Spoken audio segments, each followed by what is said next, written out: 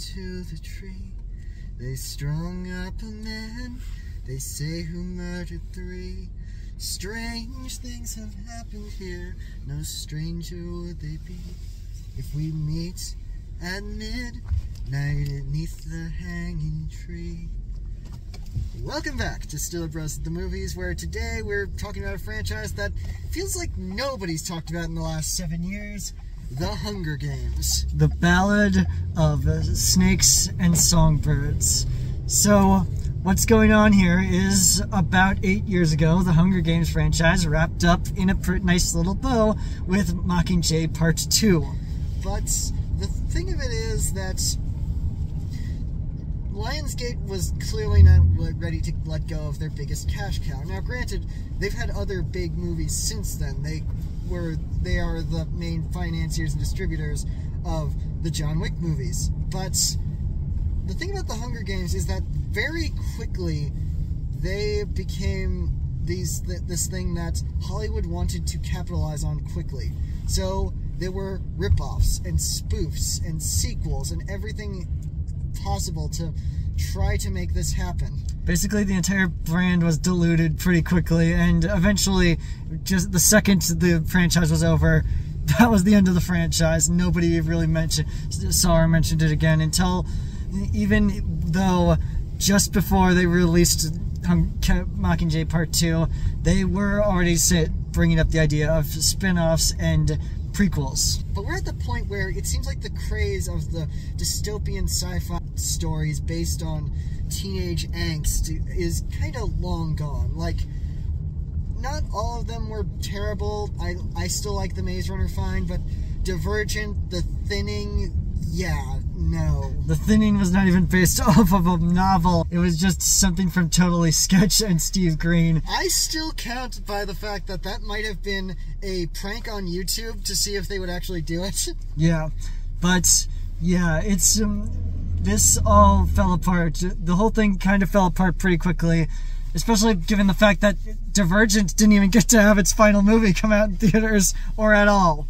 But the Hunger Games always kind of stood out as the one of these that actually worked. It had a lot of press behind it. People actually liked it. It had good actors in it. Like, it had such good actors that even a lot of the actors that didn't even get a line are way more famous now than a bunch of the others. Yeah. Like, Jack Quaid was in the first movie. You guys remember that? It was his first big movie. He didn't say anything, and then he got murdered by Jennifer Lawrence. And now he's in The Boys and a bunch of other stuff. And then we have Amanda Steinberg and everything. It jump-started a lot of careers, including the career of arguably Jennifer Lawrence, which was on a mild upswing before the first movie came out and shot her up into global stardom. But right now, we're not talking about that. We're talking about the prequel that they decided to make. You know, I gotta give Lionsgate at least a little bit of credit. They didn't just crap something out and call it the spin-off from the world of the Hunger Games. They specifically waited until Suzanne Collins wrote another book. Yes, and that seems to be, according to an interview with Nina Jacobson, the producer, that seems to be what they are doing moving forward with this whole thing where they're basically not going to move forward with any more movies unless Suzanne makes another book. Which, you know, good thing.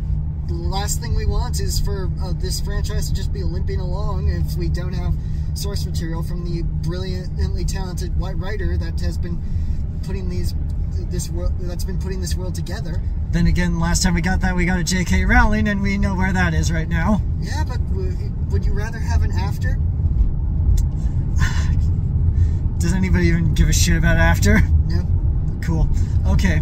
But let's get into the actual point of this video, The Ballad of Songbirds and Snakes. The book came out about 3 years ago, just as the pandemic hit. So basically, their entire advertising strategy, like a week before the book was set to come out, it's like, oh, everybody stay in your goddamn house. So they had an excuse to be like, hey, you want to read some more? And so the book obviously did well as you could expect a spin-off from a long dormant franchise. and so obviously a movie was in the cards, and so they made them, and so they got as many people from the original Hunger Games as they could involved in the production. The director is once again Francis Lawrence, the guy who did the last 3 of the four original movies. And we have Michael Arndt, at least at one point he was doing the screenplay, who did at least the second movie. And we've got a lot of newcomers, because the plot of this book is essentially what happened 64 years beforehand that turned Donald Sutherland into Donald Sutherland. Yes, so this time around we have, taking on the Donald Sutherland part of Coriolanus Snow, we have Tom Blythe, whose biggest claim to fame right now is playing the title character in a Billy the Kid streaming show on a streaming service I guarantee you have never heard of. And we've got the likes of recent EGOT winner Viola Davis. It was Peter Dinklage, but most of the advertising of this movie is built around Rachel Ziegler of West Side Story coming in to play the love interest. Yes. And along with essentially playing the proto-Katniss. Yes, we also have, of course, have the likes of Hunter Schafer from Euphoria, a show we have yet to see. We still have yet to see. I watched the first episode and then I stopped. And Jason Schwartzman playing the ancestor to Stanley Tucci. And so once again, pretty stacked adult cast with the younger cast being more made up of a combination of unknowns, slightly established actors, and actors that I don't expect we're ever going to see again after this. Yeah, but there's one thing about this movie that we really didn't bring up, and that's, does anybody know this one was coming out? Yeah, every time we seem to talk to people about this movie, they seem to forget that it exists. Pretty much everyone we've ever had a conversation with about this movie is actually legitimately surprised that there is another Hunger Games movie out. We literally talked to our parents about the movie we were going to see tonight before this, and both of them had the identical reaction of, they're making another one? Yeah, so obviously part of this is just the fact that the actors' strike kind of crippled marketing for movies for the last like 3-4 months. Even though like 2 weeks ago they actually full-on announced, hey, these guys have waivers so the actors can actually promote this. But I don't think that helped, and plus trailers are kind of scarce.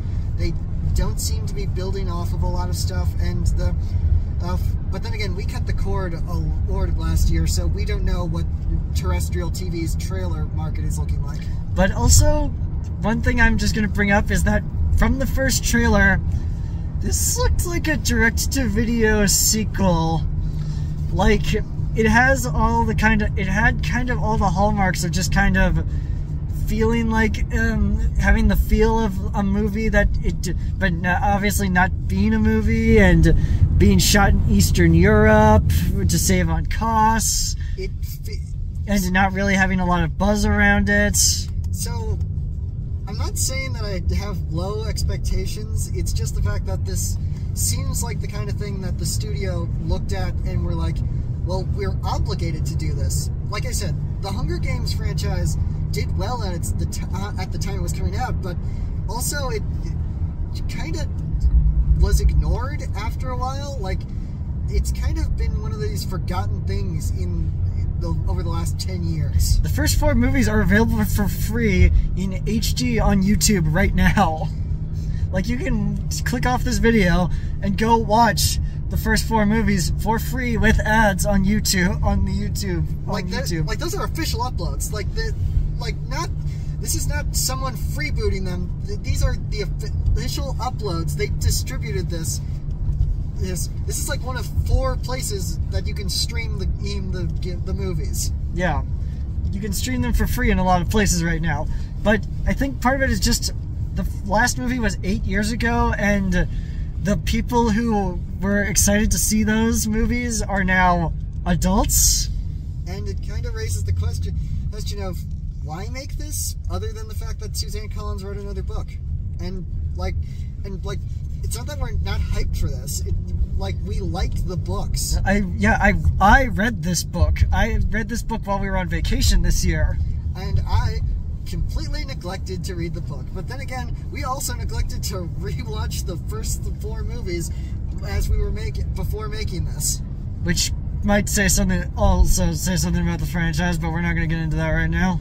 But we are still mostly happy with the Hunger Games movies and books because they are still mostly good. I still like them. I think they're... I still really like the franchise and everything about it. I think the movies are really faithful adaptations to the books. I really like the fact that they were made as well as they were, and the only downside I had with it is the fact that it was a that the finale was a 2-parter, because it was part of that, like, brief craze in the early to late 2010s, where they decided that they needed to split books in half, the last book of every franchise in half. Yeah, because Harry Potter did it, and so they want to make more money too. But I still think that, other than that, the Hunger Games movies were very faithful adaptations of the books, mostly because Suzanne Collins was very clearly someone who decided that if she was going to let someone adapt her books, she wanted her hand on the throttle, and she got it.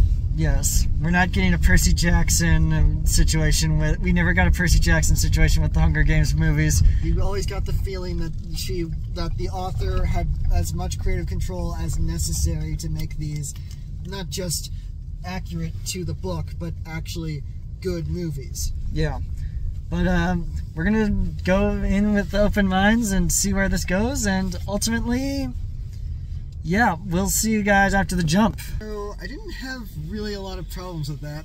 Nope, it was pretty solid, nothing spectacular. Probably not and honestly, probably the weakest of the franchise. I'm gonna be honest.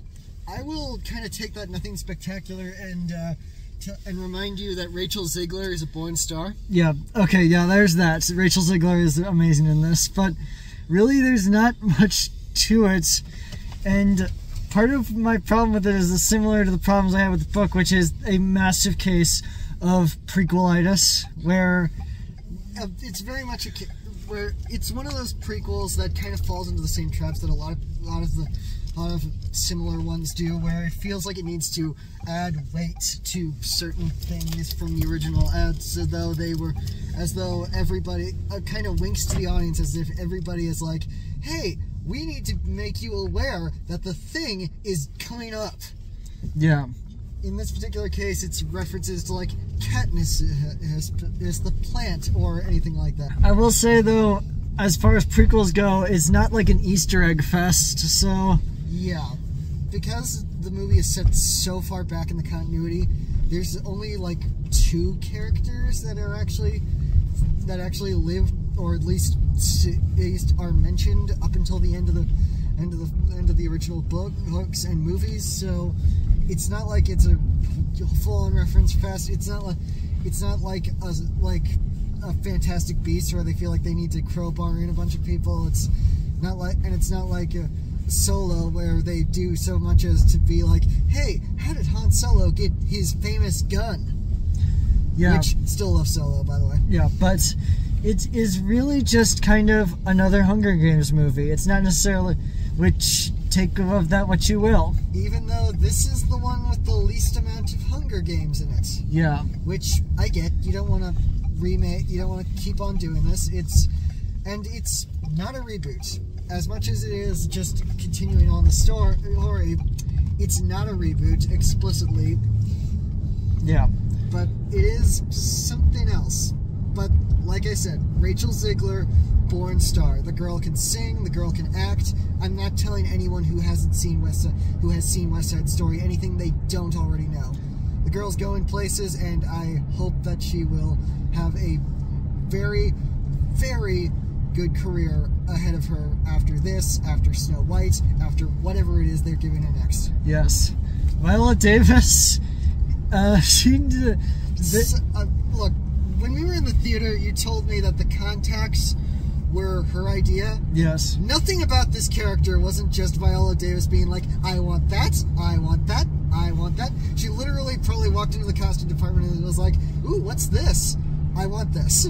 There are teeth marks in the scenery of every scene she is in. There is no way Viola Davis didn't walk in here and be like, I have my EGOT now I have the power to just go nuts. And she does. And kind of competing for over-the-top acting from a respected actor, we've also got Peter Dinklage.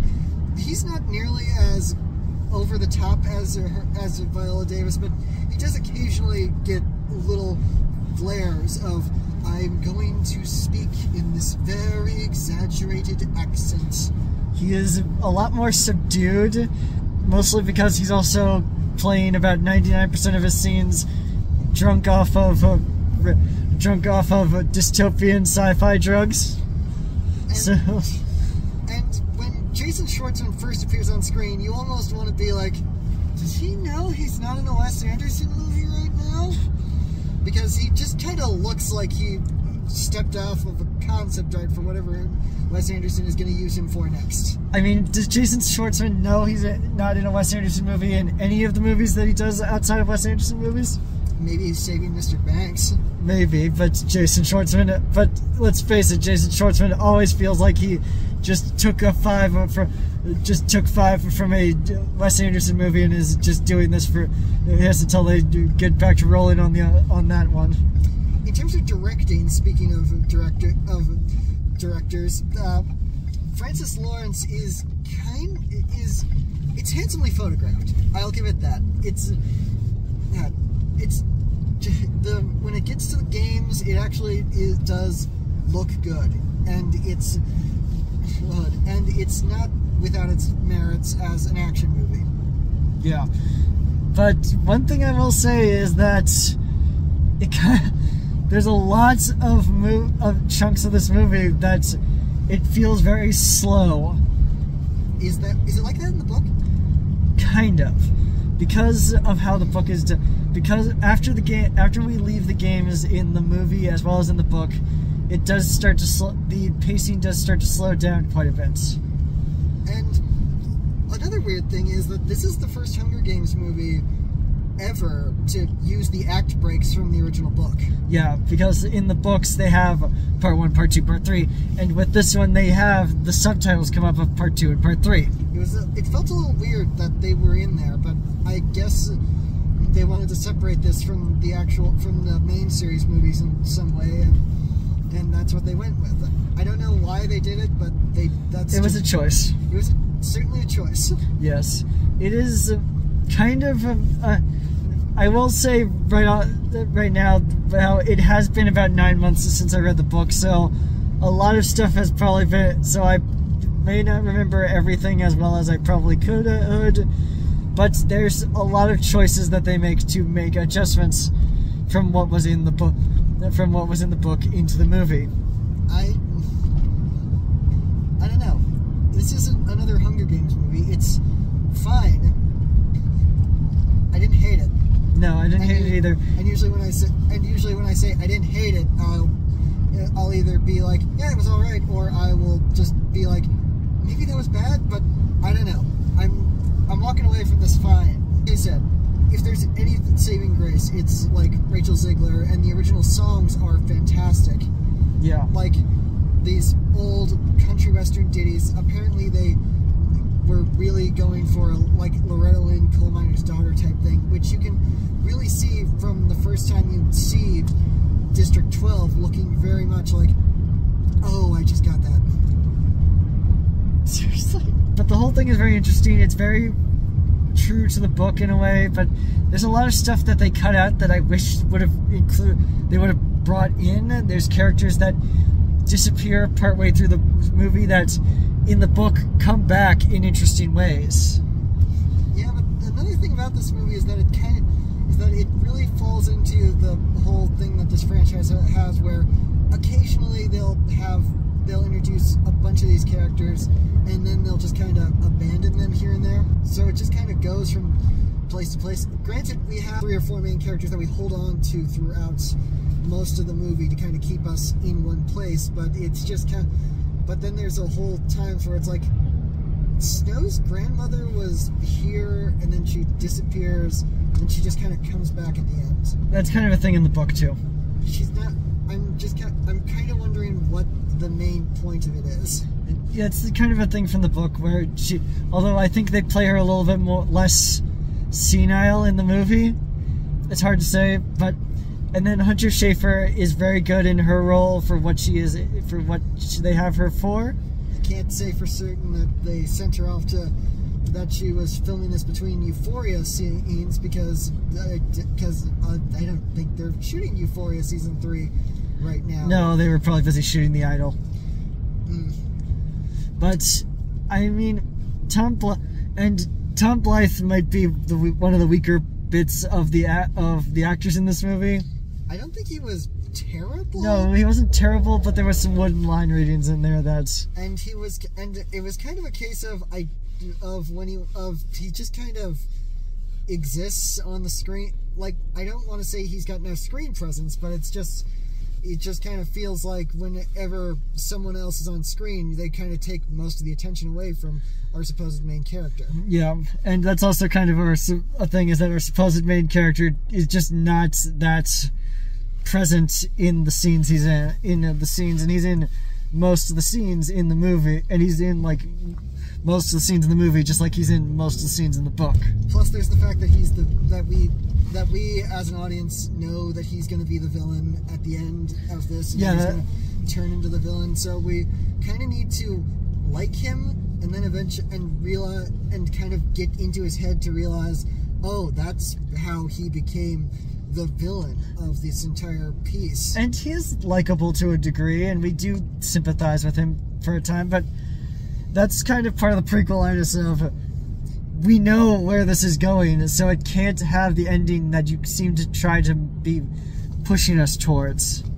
Like, I don't know. It's fine. I liked it. I don't know. I liked it about the same as I did the book, which is I liked it. I liked it about as much as I liked the other Hunger Games movies. So yeah, it's about on par. So I don't think it's gonna be. So I don't think it's too bad. No, it's if you liked the Hunger Games, you're more than likely gonna like this. Yeah, especially when especially if it's one of those things where it's like you want to see the kind of in between stages between. If you want to see what if the Newsies started killing each other, this is probably the movie for you. Because weirdly they decided that the difference between now and this dystopian future is that suddenly we start dressing like it's the 1920s again. I guess. But I think that's it for right now. Yeah. So I guess that's it. The Ballad of Songbird and Snakes is okay. I guess your mileage may vary depending on how much you liked the original Hunger Games movies. But so we got something out of it. I don't know what anyone else will get out of it. Yeah. So be sure to like this video. Subscribe to this channel if you liked it. Leave in the comments what you thought of the Hunger Games, The Ballad of Songbird and Snakes. And don't forget to tune in next time when the dream that you wish will come true. Bye. Bye.